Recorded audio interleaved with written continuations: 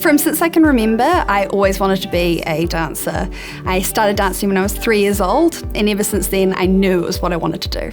I dance because it makes me feel amazing. You can feel the audience, the sound of them getting ready and waiting for you to come out. And I always get a bit nervous before I go, and I've got my little rituals that I have to do, some head cracks, some shoulder rolls, some deep breathing. I love studying at Whitireia because my teachers were so hands-on involved in helping me progress.